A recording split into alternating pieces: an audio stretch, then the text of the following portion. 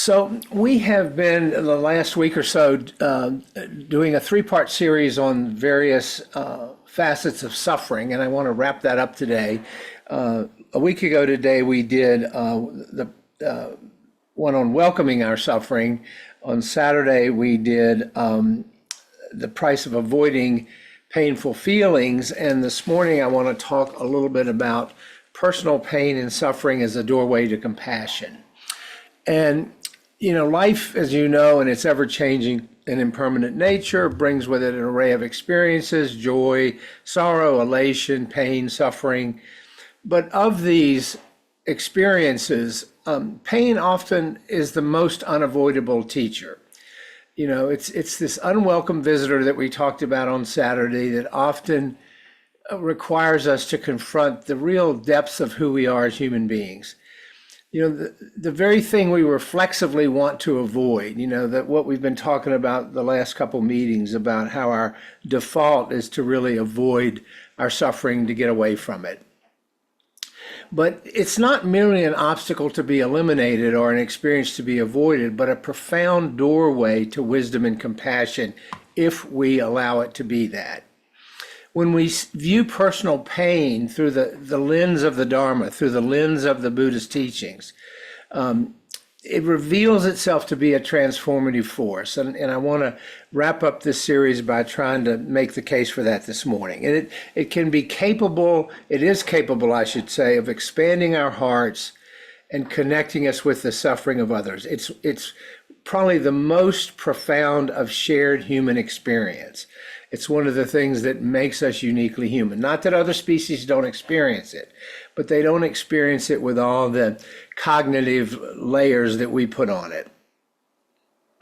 As you know, the first of the Four Noble Truths states that dukkha, or suffering, is an inherent part of life, whether that's physical illness, unfulfilled desires, the loss of a loved one, the existential anxiety of impermanence. None of us is exempt from suffering and pain. But the Buddha very wisely, I think, and skillfully doesn't present this as something to be to fear or despair about. Rather, he invites us to investigate suffering with awareness and compassion. What he teaches is that pain, when approached with wisdom, and wisdom here is the operative word, can become an essential key to unlocking deeper truths of the human experience. When we endure personal pain, it of course feels isolating. We feel alone with it. We feel cut off from others. That's sort of the package that it brings. Our minds contract. We tend to focus inward. We get very self-absorbed. And this creates a sense of separation from the world. But this very feeling of disconnection, if we let it, can become the seed of compassion. If we stay mindful, if we begin to see that our pain, though deeply personal, is not unique. Everyone suffers in one form or another. No one gets out of this life without lots of suffering. And this realization, this insight that the Buddha taught, is like a crack in the wall of isolation and solitude. Just this small opening through which the light of connection begins to shine. Now we see that our pain is no longer just our own. It is part of the shared human experience. We see that just as we long for relief, so does every other sentient being.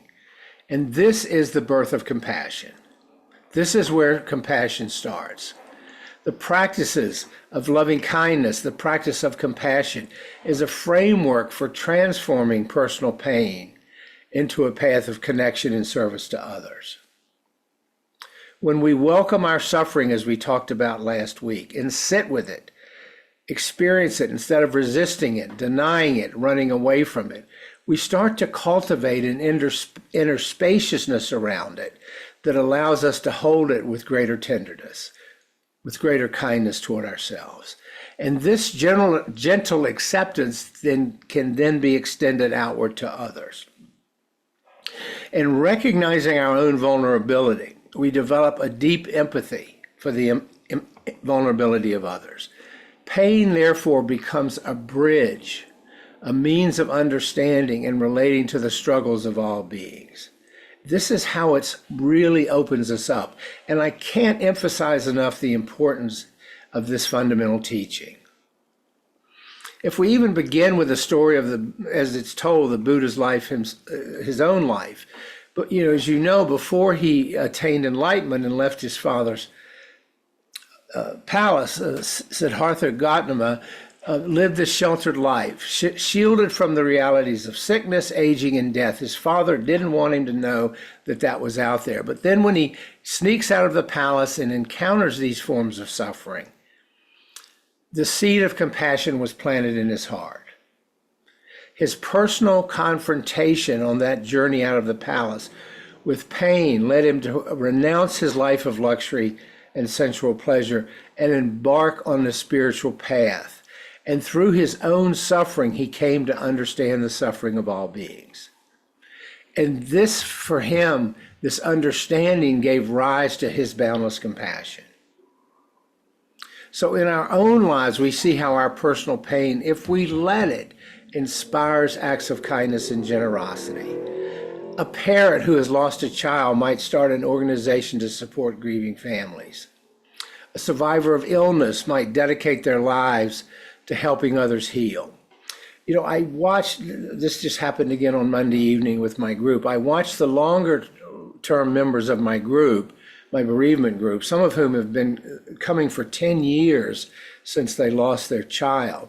But those members opened their hearts to newcomers. We had a newcomer on Monday, and it was tremendously moving and healing for those who have recently lost a child, just to feel the presence and the compassion of those that have been there for a while. And these examples show how pain, our own pain, when met with courage and mindfulness, transforms into a profound force for good. It is through our own suffering that we learn to care for others in a way that is authentic and heartfelt. But this transformation is not automatic. It's just not the default. Because as I've talked about in the past, our pain brings us to a fork in the road. One is the fork I've just been talking about, but the other is this sense of victimization. That pain can also lead to bitterness, anger, and a sense of victimhood if we resist it, if we become consumed by it. The difference lies in how we relate to our suffering. When we cling to the belief that the pain is unfair, that it shouldn't happen to me, that it defines who I am, obviously this being ego-based, we close ourselves off from its transformative potential. When we cling to the belief that the pain is somehow my fault because of some perceived lapse, some perceived, misbehavior for which the universe or God is punishing me, then I'm ripe for victimhood. Self-blame for our suffering is a sure path to greater suffering. But when we approach pain as a universal experience, we approach it with openness and curiosity. That's the other fork. That's when it becomes our teacher. Through mindfulness, we learn to sit with the discomfort. We don't cling to it. We don't cling to the avoidance of it. We don't push it away. We see that it, like all things, is mostly impermanent. It arises, it passes away, it changes its form. And this insight frees us from the grip of suffering and allows us to respond to pain with compassion rather than aversion. In the Mahayana tradition, specifically Zen, there's this notion of the bodhisattva ideal. This is the ultimate expression of using pain as a doorway to compassion, because in the bodhisattva ideal, it's someone who vows to awaken, not just for their own liberation, but for the liberation of all beings, which is the selfless aspiration is rooted in the understanding that the suffering of others is inseparable from our own. So the bodhisattva takes on the pain of the world willingly, seeing it as an opportunity to practice compassion and alleviate the suffering of others. Personal pain, which is difficult and often overwhelming, holds within it the potential to awaken our hearts.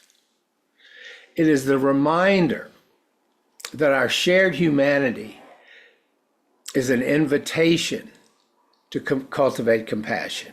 By embracing our own pain and suffering with mindfulness and wisdom, we transform it from an experience of isolation to a bridge of connection. We come together when we're all collectively suffering. Pain is a great uniter when we suffer together. And when we do this, we not only heal ourselves, but we contribute to the healing of those around us. As the Buddha taught, quote, just as a mother would protect her only child with her life, cultivate a boundless love towards all beings. And this boundless love begins and has its source in our own suffering. For it is through the cracks in our heart that the light of compassion shines most brightly. And there I'm paraphrasing the great late Leonard Cohen. Through the cracks in our hearts, the light of compassion shines most brightly. So that is a little bit more on suffering. It wraps up this recent series.